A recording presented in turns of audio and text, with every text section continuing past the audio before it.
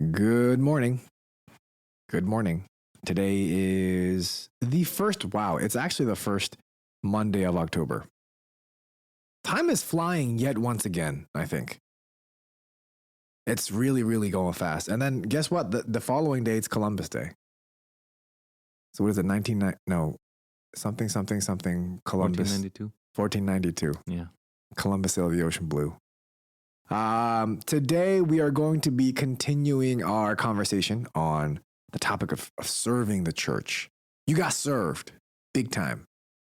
And it'll be part 2. And it'll be spicier than part 1. I don't know how spicy part 1 was, but if that was spicy, this one's going to be like flaming hot Cheetos. Yeah, they're probably my favorite snack. You are listening to the Dear Church Podcast.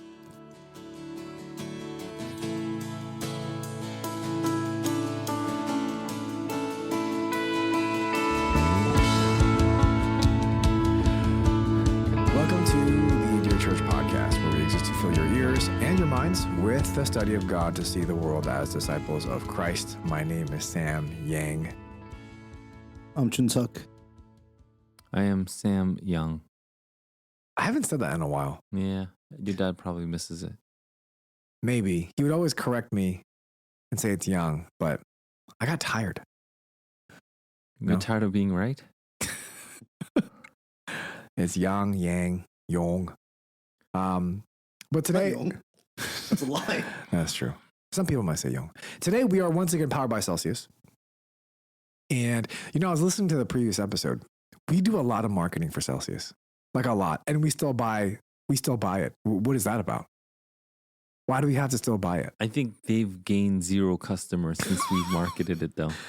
I mean, you got this at Costco. Like, we have to continue to... Why can't they just send it to us? I'm confused. Once we're top 50 in the States. That's true. Today I'm drinking Peach Vibe. Can you do a ASMR for us? Yeah. You lied again. So today we're powered by Celsius. So if you want energy with no research, drink Celsius. Pastor Eugene, today we are going to be talking about serving the church, part 2. And last week we kind of laid the foundation work for why we are to serve. Where in the Bible we see that we are to serve the church, what that even means. And I think we dove into a couple of particulars on the who. But I wanted to, continue that conversation, if you don't mind. Do you mind? No. Is there anything that you wanted to say before we continue that conversation? By the way, any introductory remarks? No. What about you, Chunso? No. Thank you. So we'll just jump right in. Last week we talked about members serving, members being responsible to serve the local church, and we talked about why non-members can't serve, and we focused on member serving. But just a quick question before we move on to the what. We didn't get into this last week, but are there any valid reasons that someone in the church should not serve? And the reason why I ask this, and maybe we're starting off on a spicy topic, but a lot of times what people will say is they'll kind of use their life stage or their life season as almost an excuse to not serve. I just got married. I want to enjoy this time with my wife or my husband. I have kids. I can't serve. I have this. I can't serve. I'm in school. I can't serve. And so if you are a member in good standing, a faithful member of a local church, are there any valid reasons that someone in the church should not serve? Perhaps for a time. But it should always be tempered with, not centered on the self, but it should be, I need to serve the church. Yeah. And to do that, let's get to this point, or let's accomplish this, or whatever it is. If you have a wedding in 2 weeks, or it's either that or, cleaning the toilets or something like that. I don't know, whatever it is, then, get the wedding over with, but go back to cleaning the toilets after, or something to that effect is what I would be thinking. If you think about it, as long as we're continuing on from last week, one of the parables that did stick out to me was the parable of the talents. And talents were given to the servants. Yeah, so yeah. if you are a servant of God, you're given these talents. And that was a large sum of money. One servant got 5, another servant got 2, another servant got 1. And the thing about that was, it doesn't talk about what if you don't increase the talents. It just said these servants were faithful, and the faithfulness led to the increase in talents. So they doubled. So 5 turned to 10, 2 turned to 4, right? Except for the guy with 1. The guy with the 1 didn't want to do anything, so he buried it. I don't know what he did with his time. It doesn't say. When the master came back, he called him a wicked and lazy servant. It's because the master gave him a talent and he didn't do anything with it. Yeah. So it seems to me that when God gives you a gift, that as long as you use it for the master, it will naturally produce fruit. It will naturally multiply.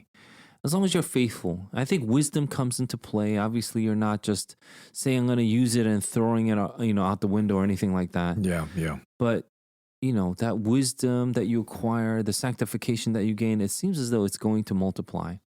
And so the thing that we didn't see from those 2 servants is like, oh, here's the methodology on how to increase it, which we see a lot of books on. We see a lot of Christian books on how to increase productivity. But that's not what the parable talks about. The parable talks about faithfulness and how what they did it for the master. So when the master comes back, he goes, okay, I'm back. And the one speech that should stand out, besides the master's response to the lazy servant, was what the lazy servant said. I knew you to be this harsh and cruel master. Yep. And I didn't want you to get disappointed, so I buried it.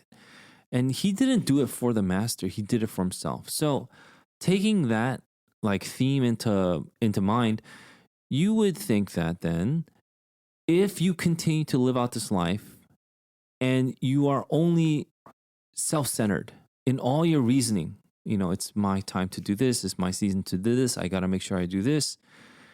I would say that priority is probably wrong. It's backwards. If you're a Christian, and obviously this podcast or this serving part is for Christians.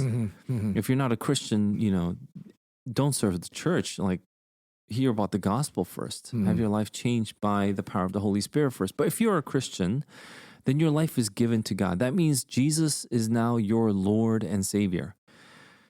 If he's your Lord and he's your master and he commands you to do something, then you would do something. If he were your master, if you don't do it, you're not you're not considering him your master. You're actually, even though he is your master, you are actually angering him. You are, spitting in his face for the gifts that he's given you. And so even though people are like, oh, 1 talent is so small, 1 talent was actually a large sum of money, even just 1.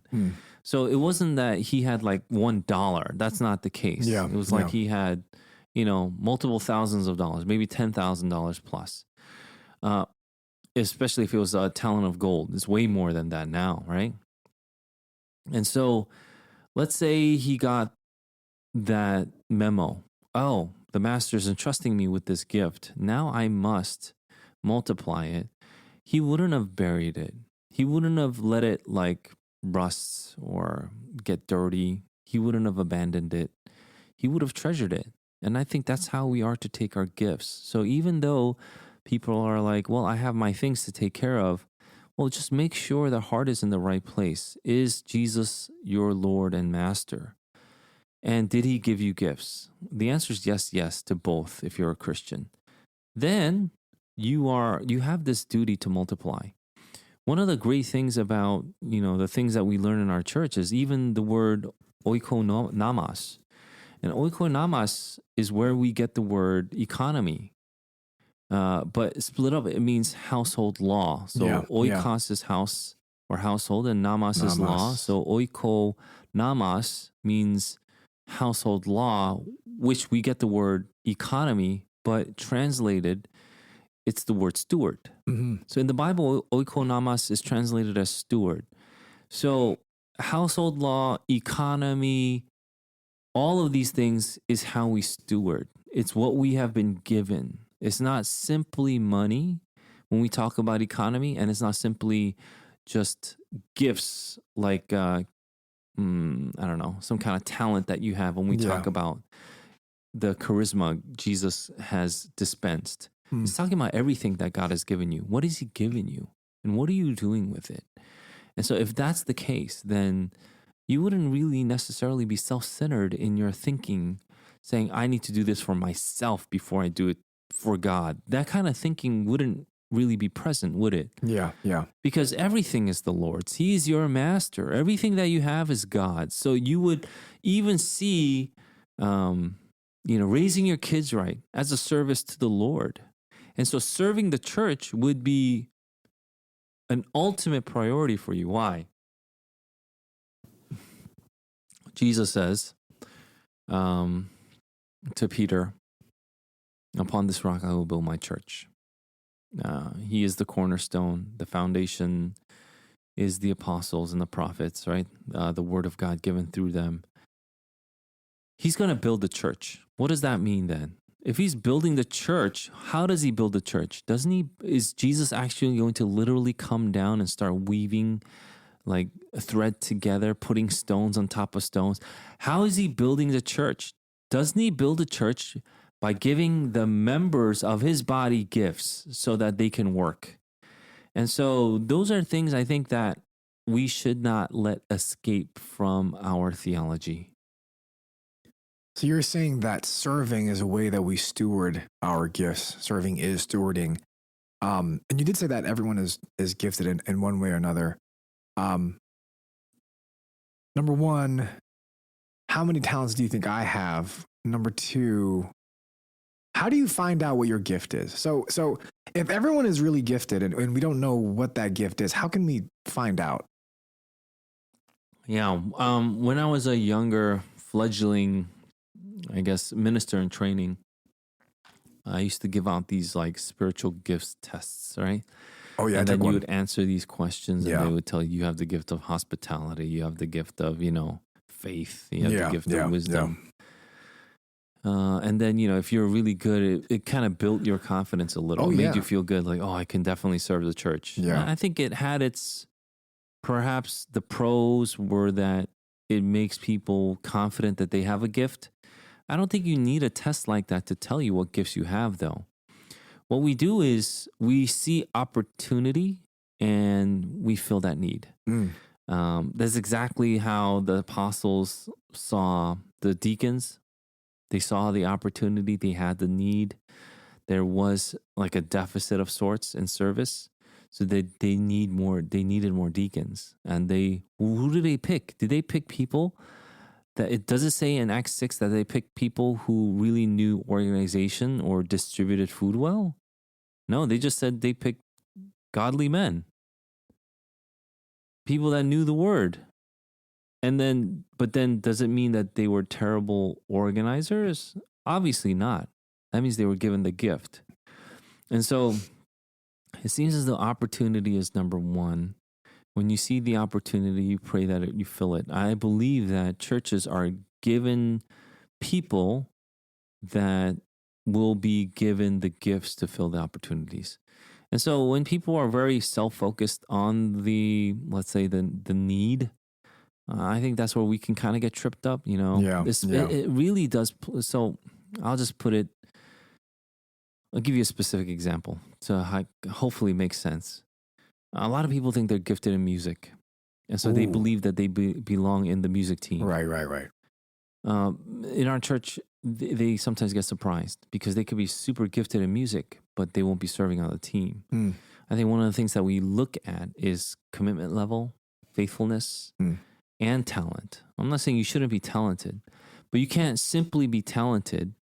So we had a range of talent people here. We had people that went to Juilliard and Oh yeah. all these wonderful schools of music. Manhattan School of Music too. We had people from there, but they didn't serve on our team because faithfulness and commitment was a big, component to Yeah. you being part of that team. Yeah. So it can't simply mean that it can't simply mean the thing that you think it means. It entails a lot more in the sense where even in Acts chapter 6, faithfulness was a key component to them being deacons.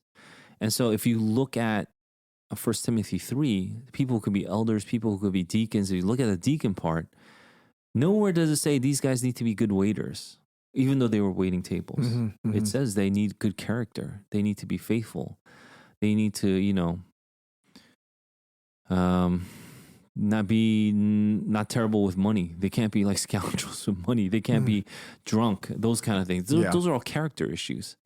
And so those are things that we should be working on. And as we work on those things, the opportunity comes up and Jesus dispenses those gifts. So I think, long story short, we've been kind of taking it backwards, haven't we? Where we think, oh, this guy's really good at this particular talent. Let's put him into this, field. Yeah.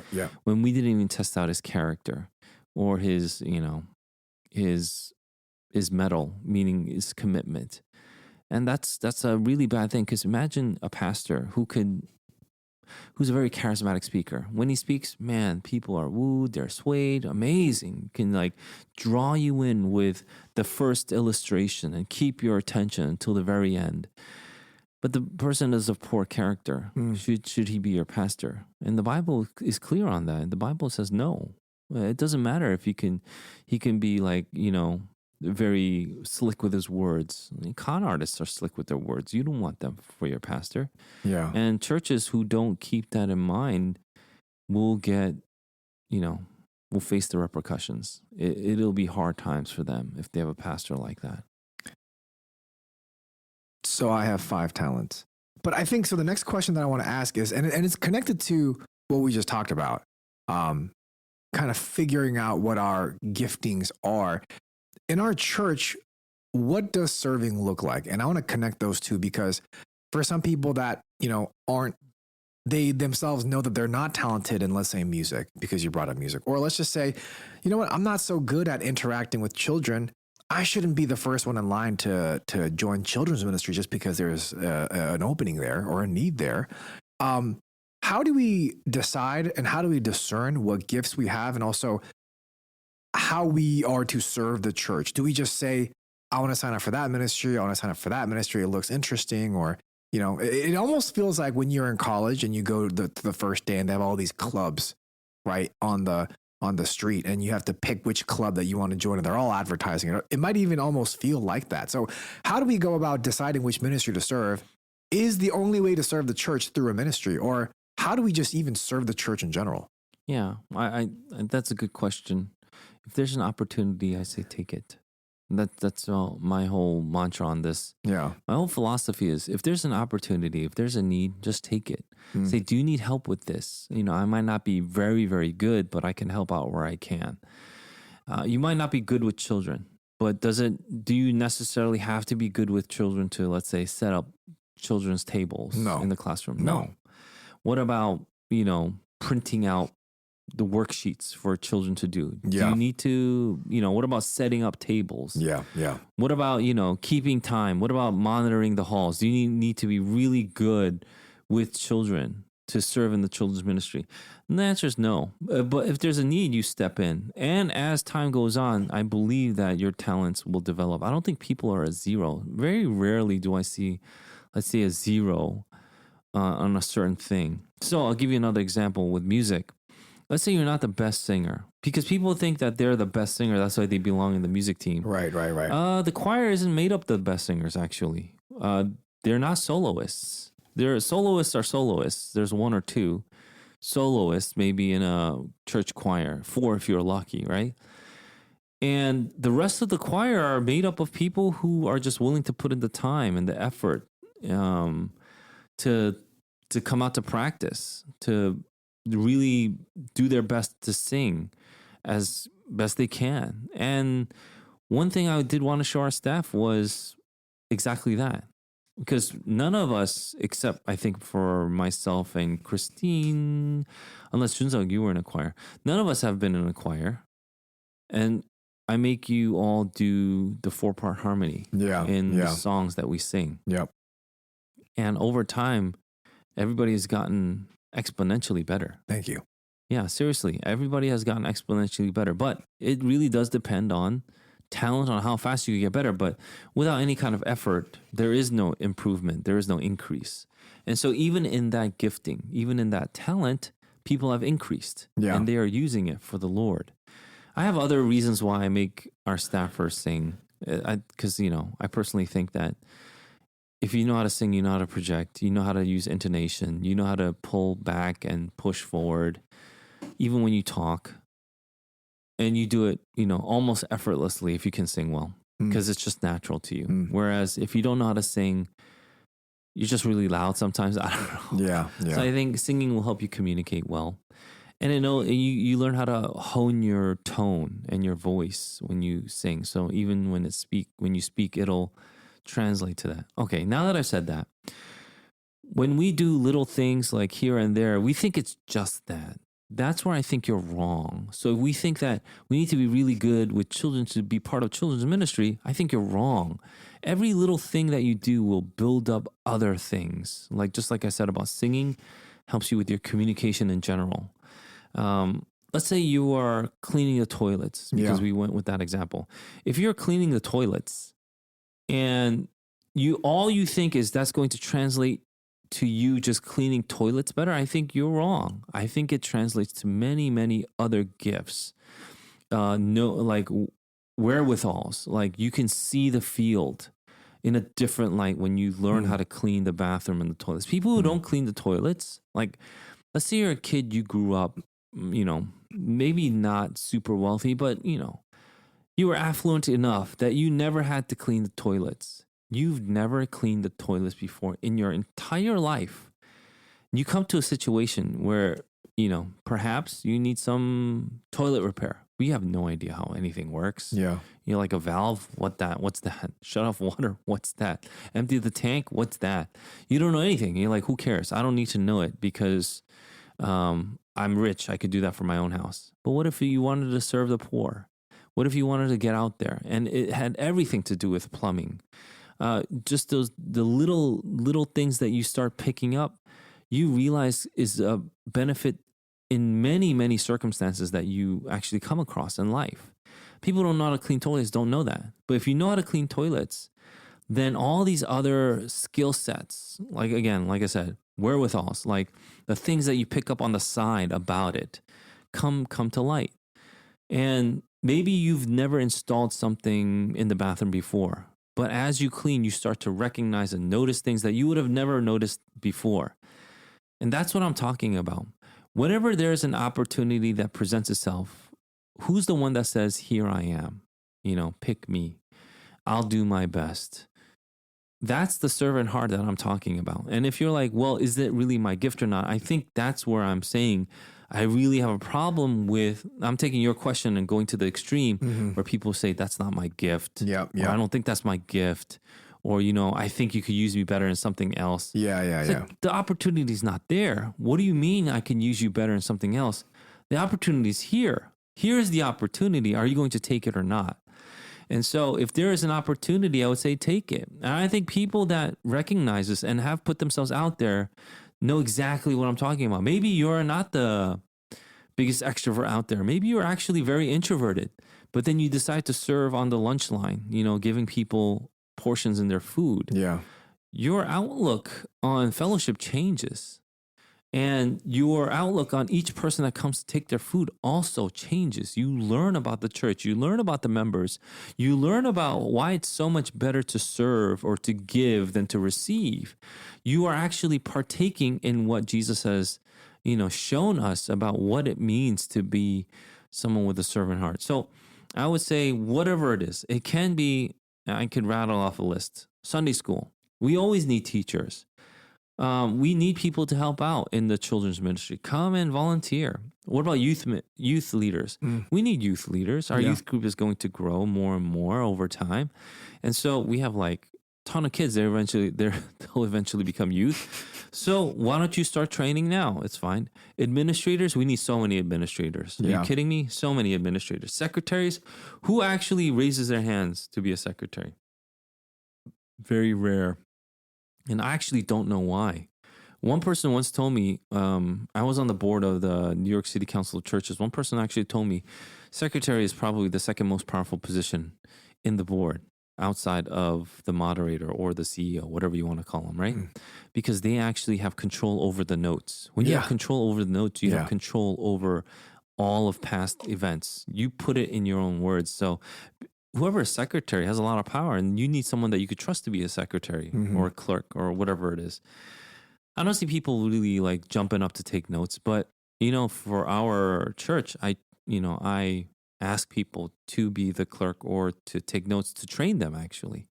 And it's for their benefit, I'm thinking. So all these other things. Of course, there's janitorial work, there's transportation stuff, people going out there directing traffic or having people park better. All these things are ushers in that sense, right? People putting people, closer together so that we could fit more in our sanctuary because our sanctuary is getting full. There are other technicians, whether it's audio, video, there are technicians that we always need. There are treasurers or accountants, people who count our offerings. There are people that work in the kitchen or food servers, all this other stuff. And I think as time goes on, we might even need nursery workers, right? Yeah. There's yeah. all these things that we need now. These are opportunities I'm saying we need now. And if you came to our church, it's like, well, I don't see any opportunity to serve. I think you're blind. There's so many opportunities right now. And so you could play the trumpet. Oh, we need you. You know what I mean? Yeah. We could play the brass. Oh, I'd love you. Just, present yourself. Make sure that, you are tested. Make sure, that's something I'll make sure that you're tested and you're up to snuff character-wise, and then you can come out. And when you start serving the church, that's when you start seeing from that overflow, the outside world does get served. I think I didn't want to miss that point. I'm not saying serve the church and only the church. That's not what I meant last week or what I ever mean. But if you don't serve the church, there's no overflow for you to help the others. When you're helping others, it's from the overflow. It's a natural product of serving the church. And you can see it let's turn to 2 Corinthians 9:12-13. 2 Corinthians chapter 9, verse 12 to 13 reads, "For the ministry of this service, not only supplying the needs of the saints, but is also overflowing in many thanksgivings to God. By the approval of this service, they will glorify God because of your submission that comes from your confession of the gospel of Christ and the generosity of your contribution for them and for all others." And so it's from the overflow. It leads to all others, is my point. I don't know where we got this concept of you need to eradicate the poor. And I'm sad that, we think that is our ultimate priority as Christians. Our ultimate priority as Christians isn't to eradicate poverty. It isn't to simply serve, make sure our soup kitchens are doing well. It's to build a church. It's to be a part of it. And then it's Jesus who gives gifts again that we are equipped with to build this church. It's Jesus who does it according to his wisdom, and his wisdom is perfect. So he gives us gifts according to, the needs that are out there. And so I think the bigger question then is, do you see the opportunity and do you take it? Or is it too little for you? Are you thinking this is beneath you? And that's one of the things that I did notice when I first came on the scene to Jersey, because I lived in New York all my life, and Yeah. I went to a small church. My dad's church was a smaller church, and so when I came here, it was a pretty large church. One thing that surprised me was that when it came time to, stack away the chairs and put up the tables, no youth kid participated. Mhm. They all just stood there like this is not something that they do. And for some reason, as a first-time youth minister, I was so angry. I was so angry. I thought this is the worst case scenario where youth students do not participate in their own ministry. They just sit there and think things need to be done for them. Yeah. And so I hated it with a passion. And guess what? That actually will translate to adulthood where you think, this is beneath me. I don't serve tables. I'm a blankety blank member, you know? I have this title, and that's why there are all these gradations of titles Yeah, in yeah. some churches where, you know, you are a mini deacon and then a mid-tier deacon and then you finally are an ordained deacon. There are all these like tiered deacons and there's only one deacon. You're not going for some kind of ranking in the church. That's why you serve. You serve because that's what God commanded you to do. And so I think one of the things that I hope to see in the future is people just all saying, I would love to serve, I would love to serve.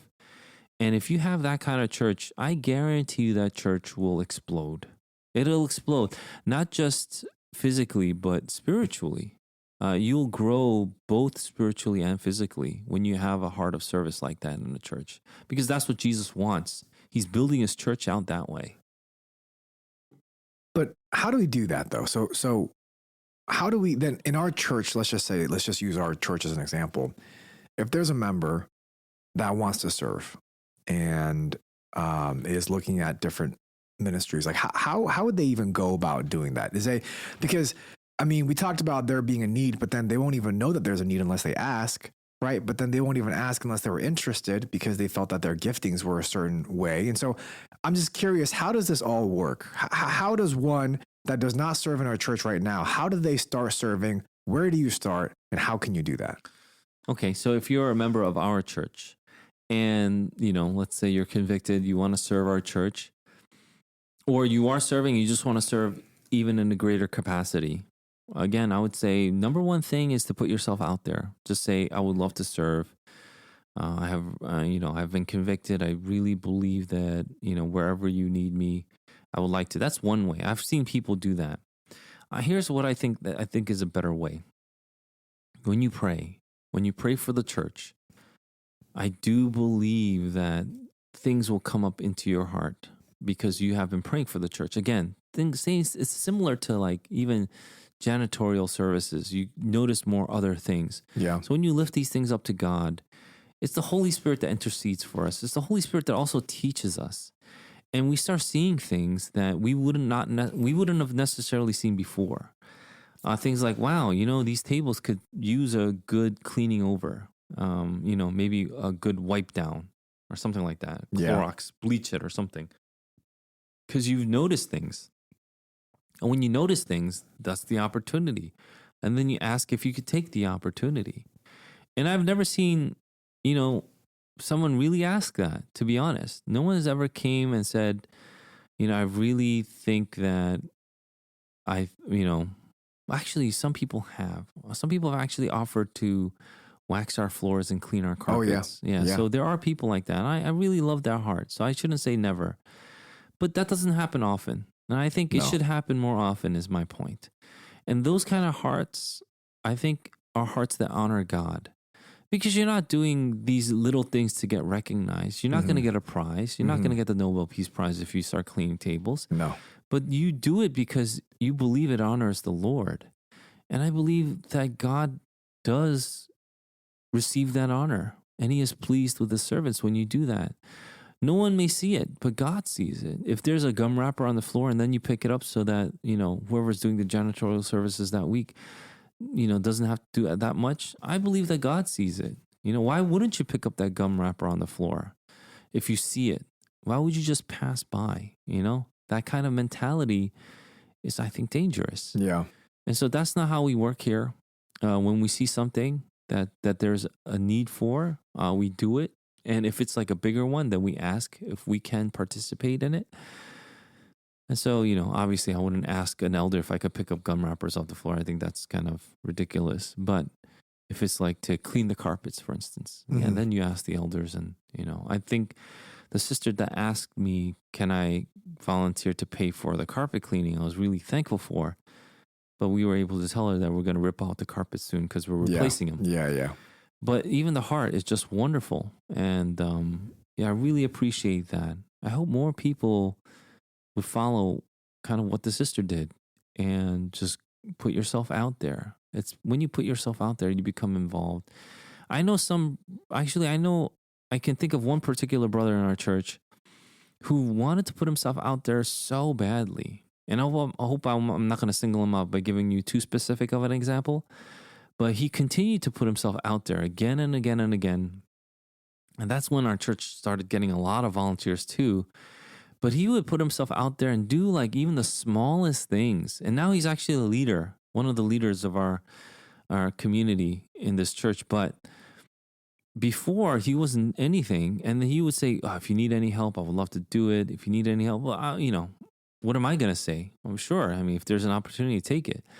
And so he would. And even when you did your fall festival, he put himself out there, and he was one of those guys who led one of the events in the fall festival for the kids. Mm-hmm. And now he's a leader in our church. And so I really enjoy that. I enjoy seeing people grow. Imagine he got frustrated, like because he asked like 2 or 3 times and there was no opportunity at the time, and he just quit. Then he wouldn't have been a leader. He wouldn't have even been a part of our church. But, you just keep at it. And I think, again, number one, you could ask if there are opportunities. That's a great way to do it. I'm not saying there's anything wrong with it. Number 2, though, I think what's better is as you pray for the church, these opportunities will start presenting themselves to you. And I would say take it. Don't deny it. If maybe this is number 3. If I ask you or someone asks you to do this, don't say no. I think we covered that one on the last podcast. Don't say no, say yes. And see what you need to make it successful, to be excellent in it.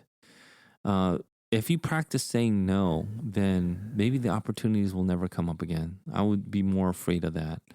A lot of people are like, well, I have so much on my plate. Possible. But I think for the majority of the circumstances that I see is that people actually manage their time terribly. And so you learn how to manage your time better as a result of, all these ministries taking place in your life. I've heard a lot of people say, I'm not ready to serve. It's not my time right now. If you're a member, should we always be ready to serve, or do you have to be quote unquote ready to serve? And in the same vein, what if I don't feel like it? Shouldn't I be convicted to serve and do so with a thankful heart? And so the question is, do I know when I'll be ready? Do I wait till I'm ready? Or is serving more like a discipline where I make myself ready? Yeah, let's put in some wisdom here. If we equate this to a marathon, and you're saying you're not ready to serve, and you're not ready to run, that's kind of, you would say, what are you talking about? The race already started. You are in the race. You are in the marathon. Don't just stand there. At least walk. Yeah. What can you do would be the question. Yeah. So if you're not, quote unquote, ready to serve, I would say, what are you good in doing? And is that the mentality you also have? I want to serve wherever I can to the capacity that I currently think I have. So I know so I want to take one of the more extreme examples, because I think I really do sympathize with the young mothers of our church. It's not easy, especially if you're a first-time mom. It's definitely not easy to all of a sudden have a new life that is under your care, and you want to continue to serve in that same capacity. Almost impossible. But at the same time, are you standing still then? Or are you walking and serving the best you can? And I believe in a marathon, if you just can't run right now because you're afraid you might get injured, then great, start walking. But don't just stop. And so I hope people don't just stop, because once you stop, it's so hard to get going again. It's so difficult. So people who just stand there, there's no reason for them to wind themselves back up again. You got to continue to stay warm, and you got to do the best you can to stay warm. And how do you stay warm? How do you get that circulation continue to go? You got to at least make some motion. And so do whatever you can would be my small piece of advice. And whatever you can put in, start doing that. As time goes on and you continue to grow in wisdom, let's say now you're in your 60s and 70s, I think you know a little bit more. But for the most part, what I see people in their 60s and 70s doing is they wish they could serve more, not less. because they just know that they can't, but they wish they had the energy they did in their 20s and 30s. And so that's kind of an interesting conundrum people face, because in Yeah. your 20s and 30s, you might be like, well, I'm kind of tired. And then when you're in 60, you're like, I wish I had the energy when I was 20, because you realize you could have done so much more. Yeah. Now, I don't want people to face that. I just want to, that's the wisdom I'm telling you. People, so I get that from a man I met when I went to Tanzania.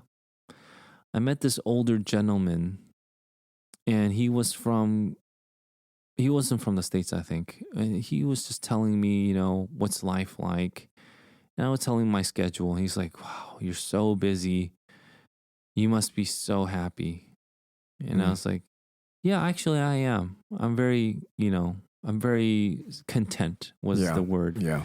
Very content at how busy I am. He's like, yeah, you should be, because once you get to my age, he was like 80. Once you get to my age, even if you want to be busy, you can't. You just don't have the opportunity. And what he was doing, he was actually building schools in Tanzania. Wow. Yeah, he was going out there and supporting the missionaries, funding, starting businesses. He was doing everything that he could, but he wished he could be busier. And so I found that fascinating. And that story stayed with me. In your 20s and 30s, you think you're so busy. But once you become like 60, 70, 80, you're going to realize, wow, I could have done so much. Yeah. I think, you don't want to live life like that. If you've gained that wisdom, then you should act on it. Otherwise, it's not wisdom to you. It's just, something that passes from one year out the next. And so I take that to heart. I think you can work yourself well without, let's say, your family necessarily being thrown out into the streets because you're not doing anything. But obviously, your family has to be on board. I would love it if, your wife or your spouse would be completely supportive of you in serving the church even more. If not, you try to gently guide them to a place where they can bless that, right? Especially if you're a husband, you don't want to exasperate your wife saying, this is what we're going to do. And then she's just, diminished or she's squashed like that. Yeah. You don't want to be in a place like that, but you want to show them with your life, with your testimony, with the word of God, with the leading that you've been given, that this is a great thing that you're doing. This is going to be a benefit for you as well. And so those are things that I like to continue to see. And slowly your family starts to change too. And all this happens through service. That's my point. All this happens through service. It doesn't happen through being stagnant. You can't be sedentary and think that you're going to change. In fact, if you're sedentary, your butt will get big and you'll just get disease and cancer and die. I mean, that's what it is, right? Yeah. You're meant to move. So let's move. And moving is service. So, I mean, the reason why I even asked this question is because oftentimes I think people think that serving is the next level of Christianity. So you have the regular Christian, the regular member, and then you have the serving member, the serving Christian, and they're a little bit higher, and then you have the deacon, and then you have the elder. And so I think people just kind of put these categories of Christians, but what you are saying and have been saying is kind of like what Pastor Paul said 2 weeks ago about a born again Christian being repetitive. Born again means that if you're a Christian, you are born again. So what you were saying is a Christian, a faithful Christian equals a serving Christian. Yeah, I really wanted him to get to, but I think we could do it here on this podcast. Why should you serve is the big question. Mm-hmm. And I think you kind of asked it. What if you don't feel like it? Yeah. I think that's a really good question. Why should we serve? And what if you don't feel like it? Yeah. That's a really good question, because where does service stem from? You guys want to take a gander? Service? The thankfulness? Yeah. Yeah. Service comes from love and from God. God is love, right? Service comes from love. So if you love someone, you serve them. That's how it works. If you don't love someone, you make them serve you. That's a different story, right? If it's not out of love, you say, you serve me. But if Yeah. it's out of love, you go, I will serve you. And that's where the whole thing about serving one another comes from. Loving your neighbor as you love yourself. Mhm, You mhm. serve yourself. Whether you know it or not, you put food in your mouth. You're Yeah. actually serving yourself. Yeah. If you love your neighbor as yourself, that's a big statement. And the fascinating part about that, when it says that, I believe in Deuteronomy, it's like, you shall love your neighbor as yourself. It ends with the line, I am God. That's how that line ends. Yeah. Maybe we should look up that verse, actually. And so we're not just imagining it, right? Yeah, Leviticus 19, sorry. Leviticus chapter 19, verse 18 reads, "You shall not take vengeance or bear a grudge against the sons of your own people, but you shall love your neighbor as yourself. I am the Lord." Yeah, it says, I am God. Yeah. I am Yahweh, right? And that's why you understand this connection now makes sense. When you love someone, you serve them. And God is the Mhm. one that signs off on it. Mm-hmm. Why should you love someone? Because God. Mm-hmm. That's it, because God. And then we see actually God serving us. You know, when we went over last week, I came not to serve, not to be served, but to serve. Yeah. That's what Jesus did. What does that mean? That means he loves us. From love comes service. So what if you don't feel like serving? I think the bigger question is, why don't you love? I think we should pray that you love the people in this church, Mm-hmm. because that's a command. Just read 1 Corinthians 13. It's talking about loving the members of the church. How should you love? You know, what if I don't feel like it isn't love? Feeling is yeah. not the love we're talking about. We're talking Right. about 1 Corinthians 13 kind of love. And so where does service stem from? What is the root of all? What is the why that you're asking ultimately? I believe it's love. Mm. And that love is because God. Yeah. And because God, we have to serve. So all these things are correlated, they're interconnected. If you don't serve, then the question is, do you truly love? And if you don't love, do you love God? Because he says, you shall love your neighbor as yourself. Yeah. I am the Lord. I am Yahweh. And so if that's the case, then I would think that we should take service very seriously, because Jesus does so too. Again, with the parables that he gives. How many parables I was thinking about it this past week. How many parables does Jesus give where he uses the steward as an example? A ton of parables have stewards in them, because it's a very, very key part of his message of understanding stewardship. And so those are things where we will keep in mind, keep in our hearts, and know that the why is a very important question to ask, only because God answers it. I am God. That's why. And I am God isn't I said so. It's because I am God. God did it. God loved and God served. You know, when you look over the famous verse, for God so loved the world, then there's service. Mm-hmm. Does that make sense? Yeah. Yeah. Yeah. God so loved the world, service happened. That's with the sending of his son. Mm. You can't disconnect the two. They're correlated. They're interconnected. And so when we are called to serve, we're called to love. And that's a very, very wonderful, beautiful, like extremely humbling task that we've been given. We're called to love like God loves. We're called to be godly. We're called to do as God does, which is such a incredible thing that we've been given. And so I would say, I hope that would bolster your, confidence, yes, on if you had any giftings or not, but it would also kind of propel you to love more. And, when you put yourself out there, it's because of love. That's why you put yourself out there. So what if I want to love and I want to serve and I want to do all these things and I agree, but right now I'm just burnt out. I think it was last year that you talked about the topic of burnt out and how it's not real. And from then I've noticed people not use that term anymore, but they use other terms. They don't use the term burnout, but they use other terms to mean burnout, but they just don't use that term. I'm just so tired. Yeah, I'm just so tired. I'm exhausted, and all this other stuff. But I mean, being tired is real. Being exhausted is real. Being stretched too thin is real. Being maybe even too busy is real. So is burnout not real? How do we handle that topic? Oh, yeah. No. Burnout is real. When people say I'm burned out, I just think that's an unwise categorization. I think you are injured.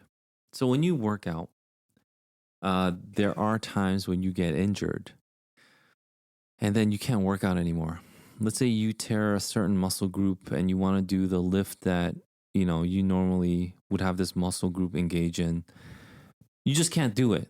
If you hurt your back, you can't squat. Yeah. You know, if you rip your pectoral muscles, you can't bench. Yeah. You know, if you hurt your shoulder, you can't do anything. Yeah. That's And true. shoulders are very important. Yeah, that's very true. Anyway, and so, you know what's interesting? I just got my hair cut today and my barber asked me, he's like, hey, I have this kind of pain in my shoulder. Yeah, do you have anything, you have any advice for that? He asked you that? Yeah. Just out of the blue? He knows that I work out. Gotcha. He's like, I know you work out. I was like, okay. And so afterwards I said, you know, it could be some scar tissue, it could be some joint pain that you're having, could be a strain, could be actually a rotator cuff. So I was like, afterwards, like, you want to do some exercises with me, see where it is? And he's like, yeah. Afterwards, we recognized it was his rotator cuff, and he was so happy he got the right diagnosis. Yeah. He's like, oh, okay. It's like, yeah, if you actually tear it, you have to get surgery to put it back, and you'll be in a sling for like 3 months. You'll be out for 3 months, and that's going to affect your job, your livelihood. He's like, whoa. He's like, yeah.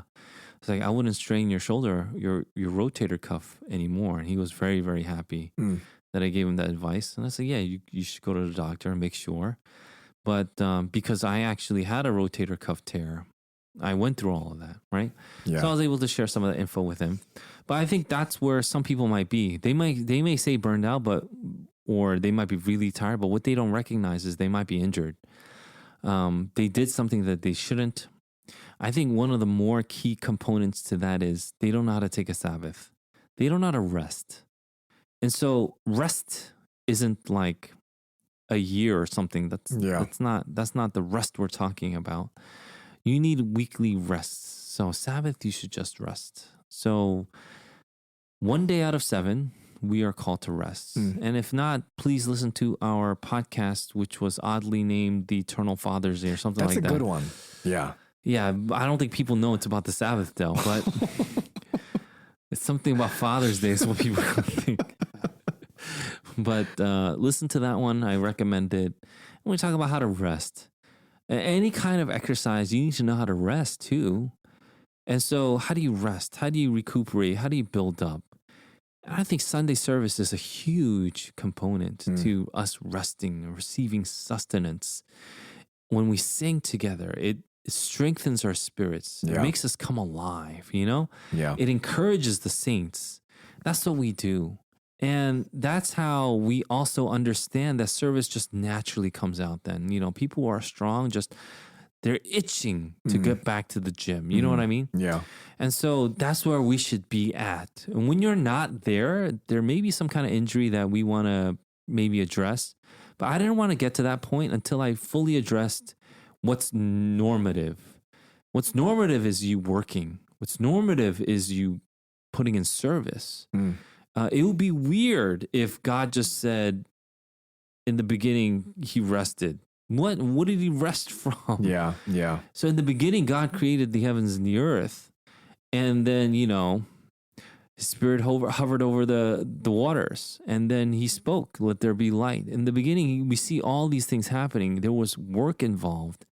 And it's the 7th day he rested from all these things. And we are to imitate that. I want us to get through the 6 days first before I get to the 7th. Because I don't think people are doing the full 6 days. I think they're doing like 1 or 2 days and they're just, you know, teetering out. They're like, oh, I'm running on fumes here, you know, that kind of thing. Yeah. I don't think you're fully fueled, first of all.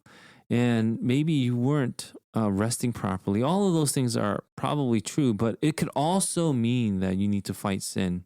You need to fight your laziness. It could be all those things, is my point. But I really wanted to get through what is normative, what is natural for the Christian. What is natural for the Christian is to serve. Once we get there and you are serving the best you can, to the best of your ability, then you will come across other things that we could talk about. Like, if you feel tired, what could it possibly be? And it could possibly be a ton of things. You might be actually very unwise in your handling too. You might be taking on a load that you're not supposed to take. Yeah. Meaning you're supposed to do this work, but did you know that it was a 2-person job? Why are you doing it by yourself? This was meant to be a 2-person job, but you're doing it by yourself. Why is that? Or something to that effect. It could be because you're not wise enough and you need to gain more wisdom. It doesn't mean that, let's say you need to move a couch. I don't care how light a couch is, it's a 2-person job. Whether it's 200 pounds, which you could easily lift probably if it was on a barbell, but a couch is at least 6-7 feet wide. You're not going to do it by yourself. It's hard to hold. Or if it's 500 pounds, whatever it weighs, you need at least 2 people. Yeah. Why are you doing it by yourself? And you're saying, I'm really burned out, I'm really tired. Maybe you were handling it wrong. And so I really want to assess the person's heart, where they are, what they're doing, all that stuff before I give a blanket answer of, oh, it must mean because you didn't take a Sabbath yet. You need to take a break. I really don't want to say that because I don't think that's necessarily the right answer. Yeah.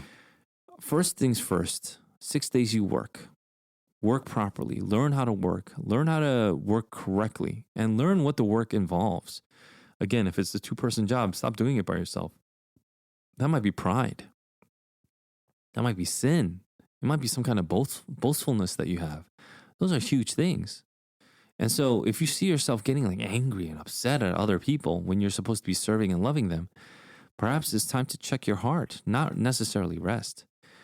It could be, but I think for a lot of the people that need that kind of spiritual diagnosis that I've seen, it's not that.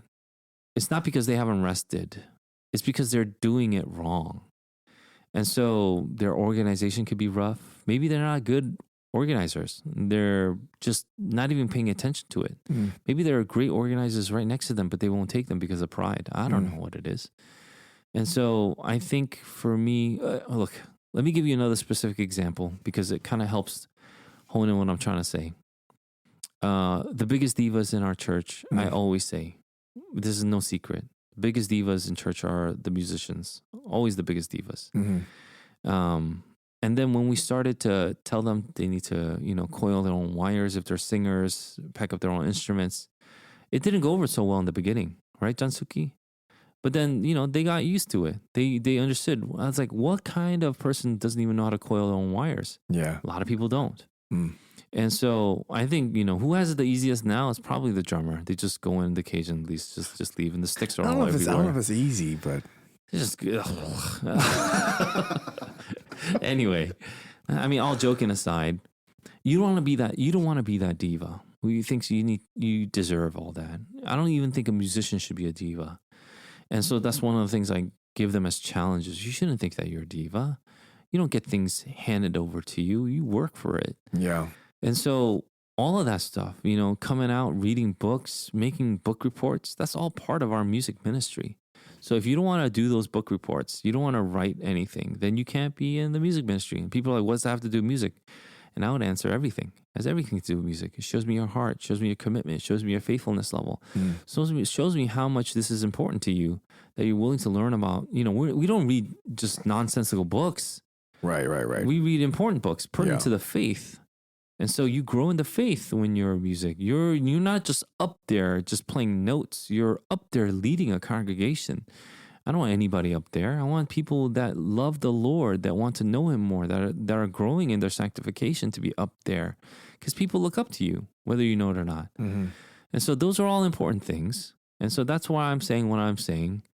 Hopefully you'll see that, if you believe that you are now on the opposite spectrum, that you've worked so much that you're just tired now, maybe it is time for a break. I don't know. But I think for the most part, that's not the only answer, because that's the only answer people seem to come up with. I'm doing so much, I'm not going to do anything anymore. Yeah. I just don't think that's always the answer, but that seems to always be the answer to people that feel like they're burned out, quote unquote burned out. I just don't think that's the answer. I think there could have been 99 reasons, and maybe one reason is you could take a quick break. But for 99 of those other solutions, you haven't even considered them. You're only considering taking a break or not taking any more, tasks because whatever you have is too much, whatever the case is. And so I would just say, be careful if you think that like that. And if you really want to be wise, get good counsel, especially when it comes to ministerial tasks and duties. But what if someone were to say, I get what you were saying, Pastor Eugene, but I work Monday through Friday.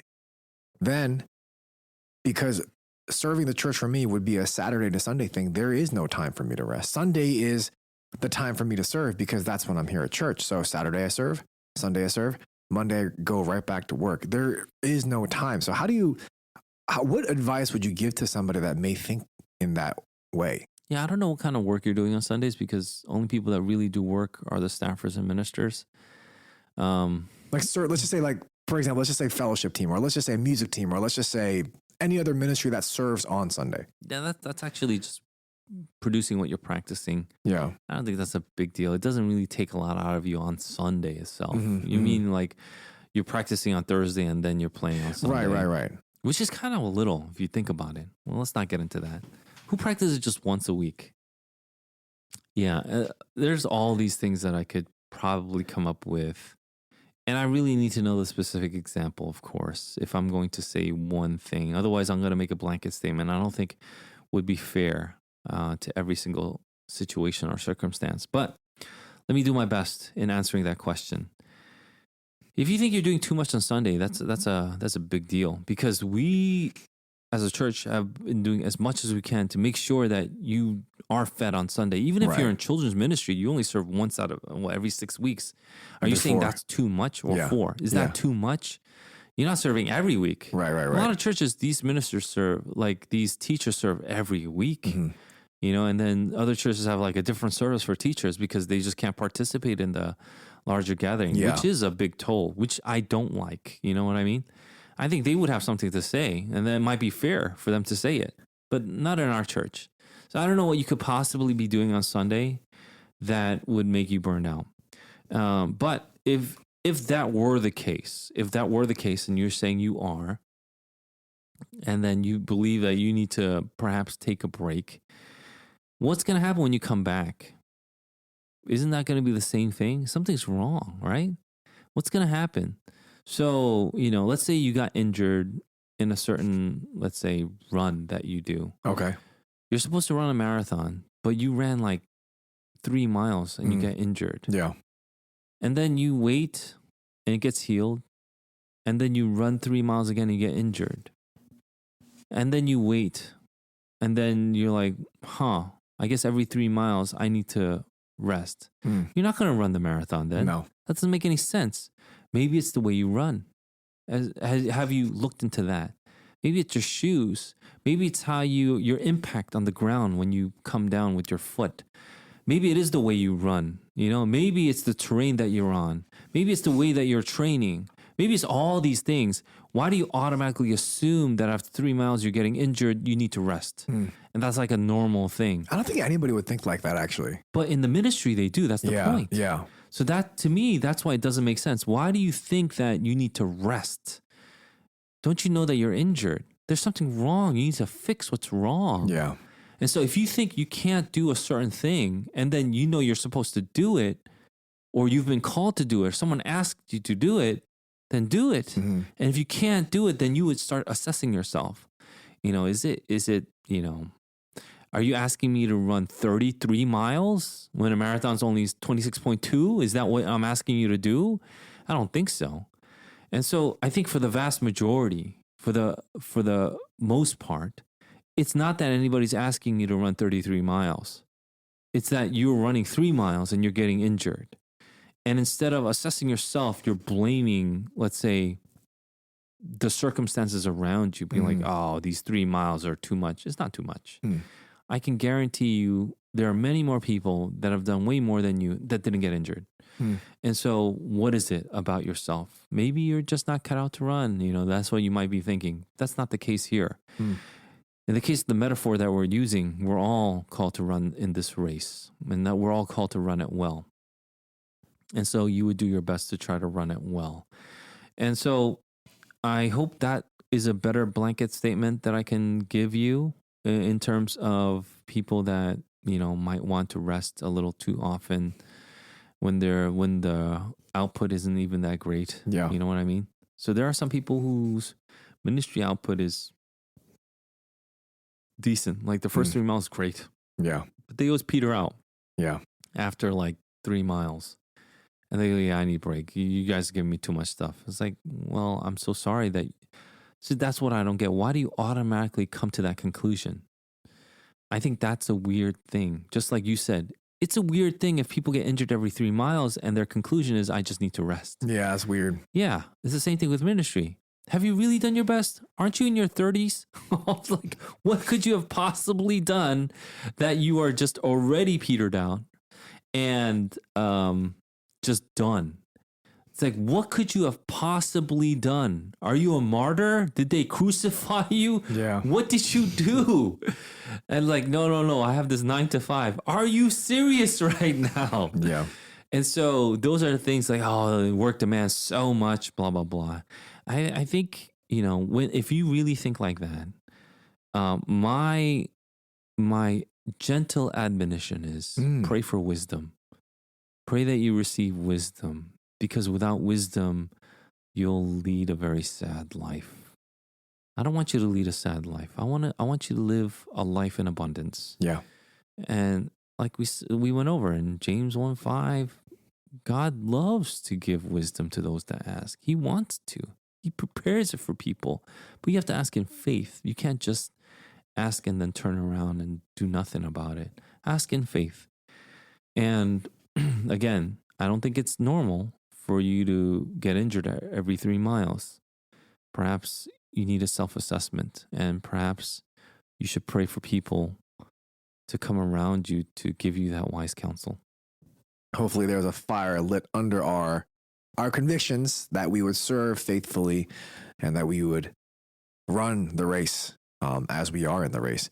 And for those that are tired, I think it's a good reminder of why we serve, how we serve, and who we're serving. And again, if you have any questions on anything that we just talked about, and especially because I think with this, it has to do with every single believer, every single member of a church. Not that our other podcasts don't, but I think this is just like a thing that we could start doing today. It's very practical. So if you have any questions, please don't hesitate to reach out to us at podcast@cjsnj.org, and we will get right to your questions.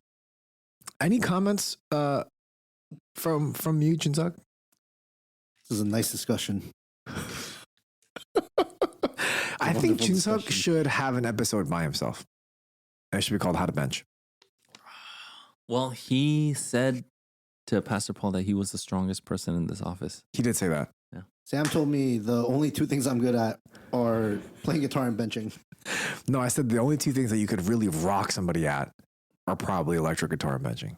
I don't think anybody comes close to his bench right now. I don't think so. Yeah. Not that I know in the Western Hemisphere, at least. Yeah.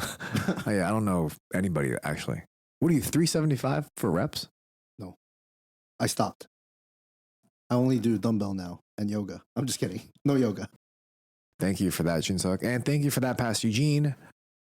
And thank you for listening to this episode of the Dear Church podcast. Join us next week as we discuss 2 concepts that we fall into, called legalism and antinomianism. Tune in next week to find out. We hope and pray that this has been a blessing in your ears. Fight the good fight, finish the race, finish the race. Because we talked about finish the race, keep the faith. Peace.